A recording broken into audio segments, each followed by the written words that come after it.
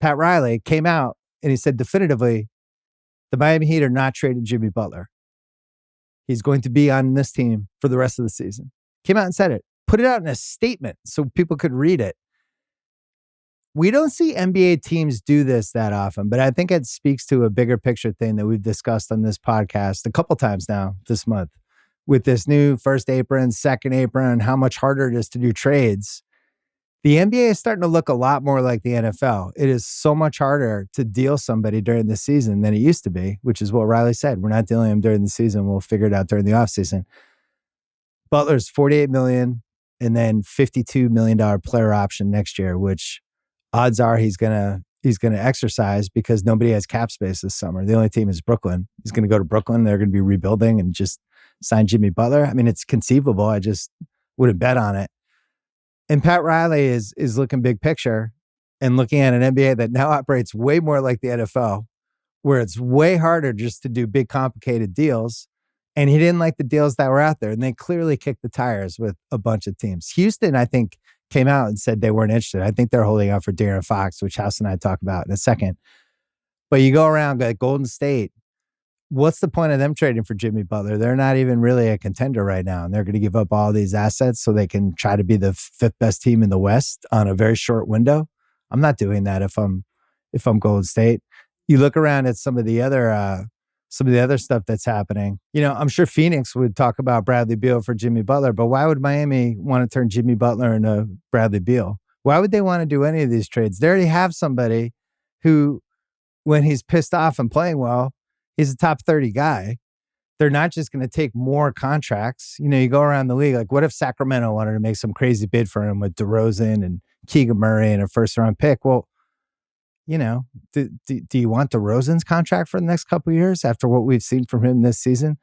So you just look through the league and you can't find the trade. And I think that was the situation Miami was in. Houston was the one team that made sense, and it just didn't seem like they were interested in him. So I think Riley's trying to flip this. The narrative is so strong that something was going to happen that he went the other way and he was like, no, he's going to be here the whole season. So now Jimmy knows he can't go anywhere. So if he could really just blow this up now, that's not great for him. That's going to make teams less excited to sign him this summer. It could veer the other way where now Jimmy's like, well, if I'm going to be here, I might as well make the best of it.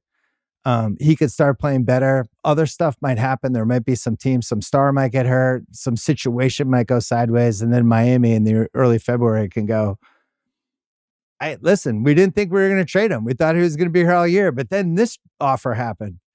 And they cover their bases. But Pat Riley, I think he's late 70s, early 80s now. It's like that old Seinfeld joke when old people are just like, fuck it.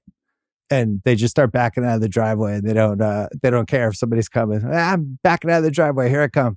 Pat Riley's been at this point for a while, and it's really fun to watch somebody like that run an NBA team. He had obviously had it with these Butler trade rumors and just was like, you know what?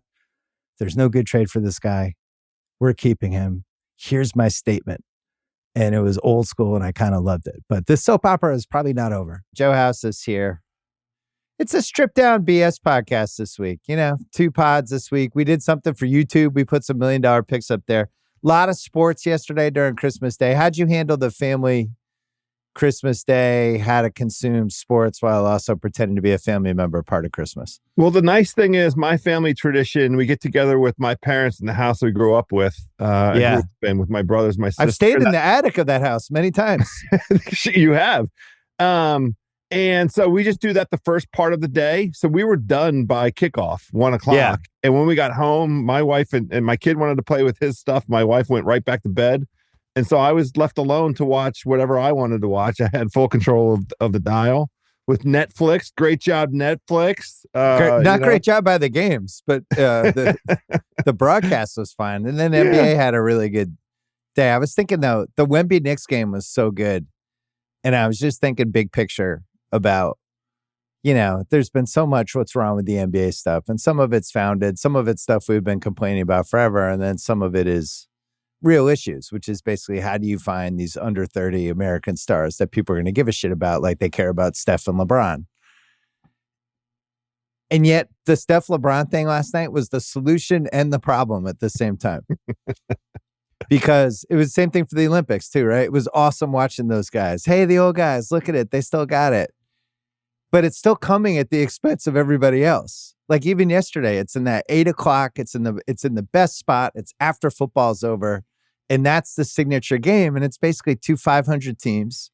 And it's guys that have been in the league since 2003 and 2009, respectively. And yet OKC wasn't on Christmas Day. Giannis wasn't on Christmas Day. Wemby was buried at the beginning of the day. And this is like, you're kind of doing this to yourself. But at the same time, I get it because Steph and LeBron was awesome. So I don't really know what the answer is. It's like you could go glass half full, glass half empty on it. But the fact that the Steph LeBron game was so good and sucked up so much oxygen from the day is actually kind of part of the problem. Well, this is the sort of predicament for the rest of the season. I mean, this is what happens when you're in a transition moment and the most resonant stars. And this is the Olympics really, validates the idea of putting those guys on the main stage because the Olympics were effing incredible. Right. Those last two games, the semifinals and the finals, were incredible, and it was because of those guys. So if you want to let them have their retirement journey, which is really what we're on, I think with LeBron, and this is probably he looks better since the 8-day sabbatical. Well, he got that. Who wouldn't? Curry looked great. Yeah. Well, you say this is the journey we on, though. Like, I still go back, and I talked about this a couple weeks ago, but like the Olympics are a chance to showcase some of the younger guys and give them some new memories that they can make a foundation of our experience with them as superstars. And yet those moments went to the old guys. Christmas still going to the old guys. And I just think they're stuck in the middle. I remember when we were in college in the early 90s, this transition felt a lot more organic to the MJ, Barkley, Hakeem, Drexler, all the Stockton and Malone, Sean Kemp, GP. It just felt like it was organically shifting generations. It doesn't feel as organic this time around. Well, only because we don't have an American superstar that's jumping up and grabbing the ring. The guy that's jumped up and grabbed the ring is effing Wemby. He served notice. 12 noon, Madison Square Garden, Christmas Day. Welcome to, the world. Like everybody's been talking about Wemby last season, this season. He keeps having these, inspiring milestone performances right out of the gate.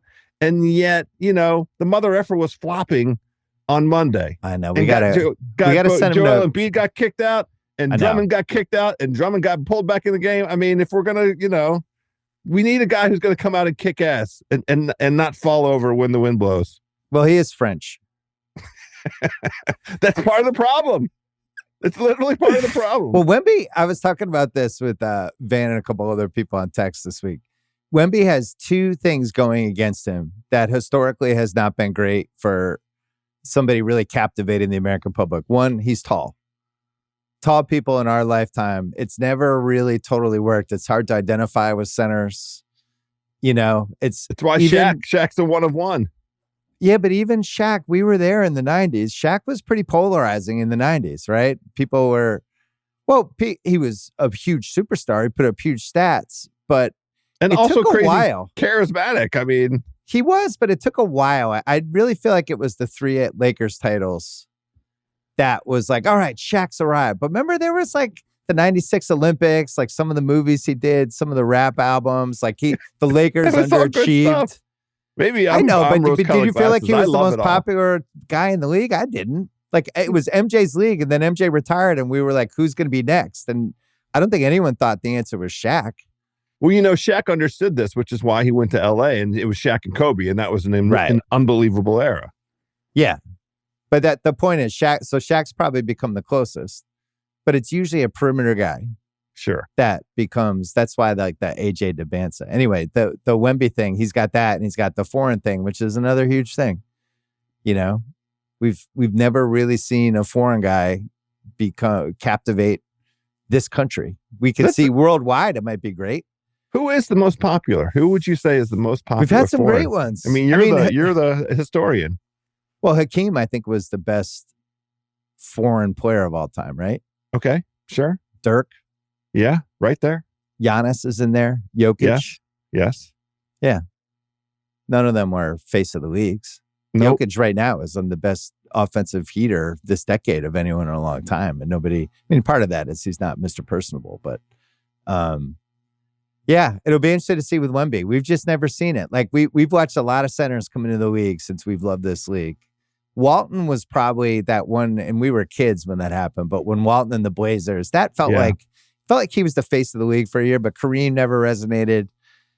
We watched Ewing come in. It just kind of never happened for him. He also wasn't like amazingly fun to watch. Right. Sampson had a blip, and then it just wasn't going to happen with him. And you go on and on. It just centers are tough.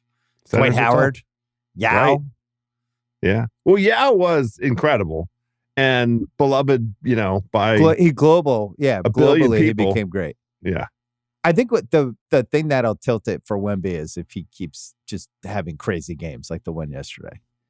He's going to just have these 40-point, 10 block, and like he's in the playoffs, and he's putting up like 40, 15. If it's just stuff we've never seen before, that might actually work. But it's going to take a while. He needs to be on that national stage. We had them as I think, did you go under for them before? I went under. Yeah, I went under. I just, I look at that roster even today and still say under. Like there aren't guys on that roster that make me say, oh yeah, this is a 500 team that's going to be threatening for the, they're going to be in the play-in mix and they're going to be potentially fighting for an 8 seed. I look at that roster and I don't get there. They're an 11 seed, but they're 15-15 in a really hard conference. Right. And there's a feistiness. They play defense. They have a guy who's not afraid of whoever the other team's star is. And I'm prepared to chalk that up to a loss, that San Antonio thing. I think they'll get over 35. And they also, there's trade possibilities with them too. There was a lot of the De'Aaron Fox stuff started last weekend. It really should have started a month ago about, he's this year, so he's free agent after next year. The team feels like the DeRozan thing it's not happening. They tried. So you start thinking of Fox, and the Fox stuff is so much more enticing for teams like Houston and San Antonio than Jimmy Butler. Jimmy Butler is 35. He's been unhappy the whole year. Fox is a different animal. Like that's like, if you're Houston and you could turn Fred VanVleet in your picks and Terry Easton into Fox, like you're doing it. If you're San Antonio and you have a chance to add Fox to your mix and you think you can re-sign him and put him with Wemby and Castle and some of your swings, and you just give up the picks trove you have, like you're probably thinking about that. But this is, to get a top 15 guy who's a point guard who's in his prime, this is about as interesting of a trade piece as we've had, not counting like when Durant suddenly becomes available, but a younger guy on his way up. Like, I don't know, you thinking for DC? We trade all your picks? No. 5 picks of Jordan Poole plus 7 swaps? Oh, no, it makes no sense whatsoever.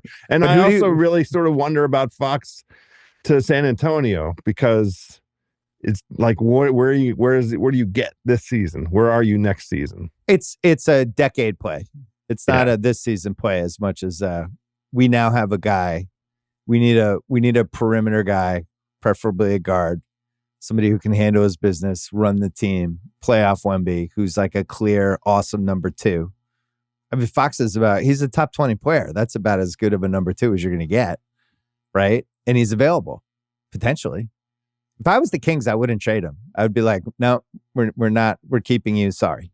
And that makes more sense, honestly, because they're still right in the thick of things, playoff wise. I mean, for sure. Well, they have a DeRozan issue though. I think they might have bought a car that the odometer was turned back on. Happens sometimes. It was like, oh, I thought this car had 95,000 miles on it. Maybe it was 195,000. Where are we? I don't mean to derail it. Where are we this week in Jimmy Butler? I think he'd be gone already if there was a trade. I just don't think there's a trade. And the most notable thing that seems to have happened the last week or so is that Houston doesn't seem interested in him. Like they're like, we're good. That is interesting. Because Washington is out there auditioning players. Valanciunas, Brogdon, Kyle Kuzma can't get on the floor. Kuzma being in any trade rumors is hilarious. You've been watching him. I don't know what his trade value is, but I'm guessing it's low. No, it's high because he has an incredible contract. He was like, you know what? For just a few years, $20 million sounds great, man. It's an incredible contract that he signed. So he's very valuable if you can get a version out of him and get him to be committed to playing. If you can get a version out of basketball. him that hasn't existed for 2 years. Yeah, so the Warriors have been mentioned with Butler. And I don't know what the point is, House, because I just don't know if that's making a huge difference for them. You could talk yourself into Curry, Draymond, and Butler, the old guys. Let's make a run. But I just think the league's too good. They started out strong. They've gone the other way. They have a lot of like tradable pieces that have the minutes are all over the place. Buddy Hield now all of a sudden scores 5 points a game. Podziemski isn't the same asset. So I don't know why Miami would want their stuff or want to pay Kuminga however much. I don't know what else. You had under for them, right? I had under for them, and it's because, they had pieces that they added in the offseason that were supposed to create depth, and Melton got hurt, but none of the pieces really moved the needle. Oh, Buddy Hield is only it's a shocker. Buddy Hield's only averaging 5 points. Like he couldn't stick in Philly. Two different cities, Philly needs a guy that can score from the perimeter.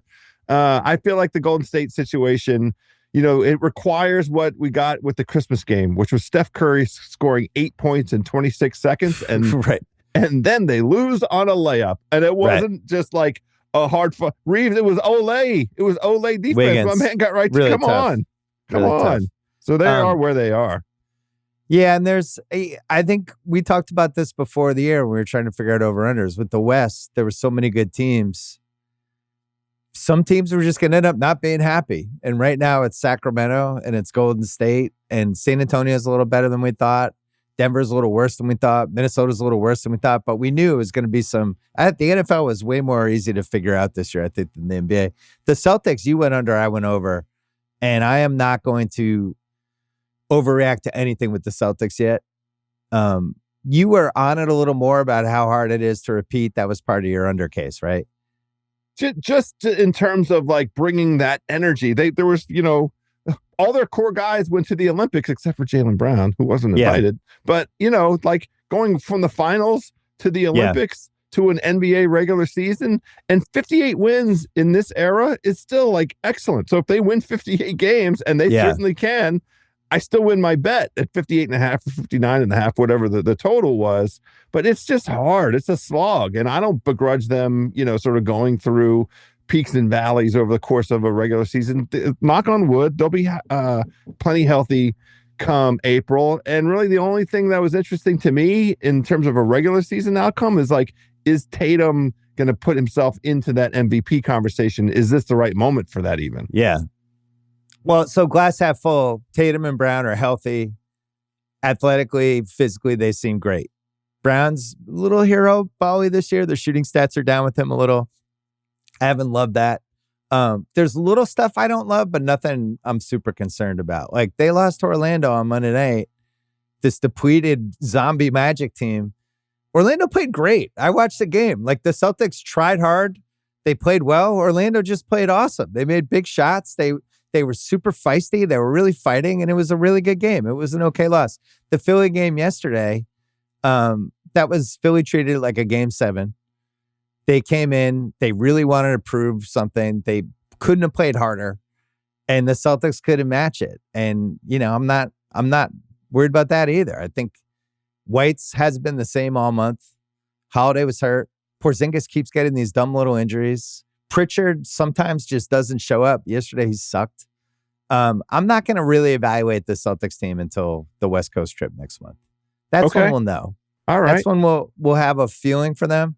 I don't love that they're 4 back from the Cavs, but yeah, so those are the big NBA storylines to me. Is just Milwaukee's better. Like Milwaukee, I think has moved back into contender-ish kind of feeling. Denver clearly needs to do something, and I don't know what the fix is for them. Phoenix, I guess, is the one kind of what's going on with this team that we thought was a contender, and it just seems like they have the worst centers in the league, and they can't keep these guys in the same court. But for the most part, I don't think there's been any major surprises this year, other than Minnesota being as bad as they've been, even though they won yesterday. Yeah, and they may yet figure it out. They won yesterday because Luka went out when he went out, and he's going to be out for an extended stretch. which is Not concerning. But, in the West, the thing that makes it super hard for the teams we're talking about, your Lakers, your Denver, your Golden State Warriors, your Minnesota Timberwolves, is the early good performance by Memphis, the early good performance by the Clippers, and the and Houston. somewhat exactly are anticipated. We all liked Houston. I'm surprised. Did anybody take the Houston over as a lock? I think you and Russillo both did. Oh, great job! So by us. the surprises were Houston, Memphis, Clippers, and then just San Antonio being a 500 team. I'm still not. If it's okay, I'm still a little dubious of the Clippers. They're only 17 and 13. it is okay. Yeah. They're only 17 and 13, and they put a lot on Harden. I also think the way the NBA did this NBA Cup schedule combined with the Christmas schedule, which, hey, newsflash, I'm going to criticize the NBA again. I just think they've completely mangled all of this. Like, why aren't there Christmas Eve games? Why are they just punting on a day where there's no sports? Why are they punting on these days when there's clearly no sports? When instead of they load up the Monday, there's 14 games on Monday. You can't even watch them, keep track of anything. And then Tuesday, nothing. It is weird because Christmas Eve is such an underrated night. I went out to dinner and the place we went to was effing popping. It was butts to nuts packed from when you walked in. The bar is packed. People want to be out and an NBA game. Have a couple games at a bar to go with your family. Go with your family to an NBA game and then dinner, whatever. Yeah, kind of weird. Yeah. So the reason I bring that up with the Clippers, the way they've structured this December thing, I think it's been good for the old guys. People like LeBron, Harden, Curry. You're not playing 4 and 7. You're not playing 5 and 8. You're not having these back-to-backs. You're not nursing these little injuries because you're not playing that much basketball. But now we're about to hit this stretch, especially when we get to January, where the schedule just gets really hard, and it's going to advantage the young guys. It's going to advantage a team like San Antonio that has Wemby and Castle and Vassell and all these young dudes. And I think it's going to hurt a team like the Clippers because the amount of offensive responsibility they're putting on Harden, I don't know if it's sustainable once we get into these 16 games in 29 days kind of territory before February. So I'm watching that. I think it's good for teams like Oklahoma City, Houston, Memphis, even a team like the Celtics that are built around two younger guys, Cleveland, but then you look at a team like Orlando, 19 and 12, but really depleted. And once you're depleted and you get into these schedule things, kind of a nightmare. Milwaukee, it's good for it because Giannis is an alien. Atlanta, it's good for it because they're built around all these young guys. Indiana, a team that we bet on earlier this week, I think it's good for them. So anyway, I would watch out. If you had to pick a finals, who would it be? Boston, Oklahoma City. Yeah, I haven't wavered on that either. To move off of it, yeah. Did Philly do anything yesterday that intrigued you, big picture, or do you're just not going to take it seriously? No, I do take it seriously, and it does intrigue me. They're fighting hard to get an identity, and that level of competitiveness that they showed against the Celtics on the national stage, it was good. Yeah, 7-3 over their last 10. They're still their net differential still isn't great. But they're still -4 net differential. But they're pushing in the right direction. If they could just get 2 of those 3 guys healthy for a stretch of time, every time all 3 of them play, it's an absolute bonus. But they're headed towards. I could see them rip something off in January, be right around 500, and then as February turns into March, they're a couple of games above, and then they're a real formidable playoff foe. Well, we'll see because they have.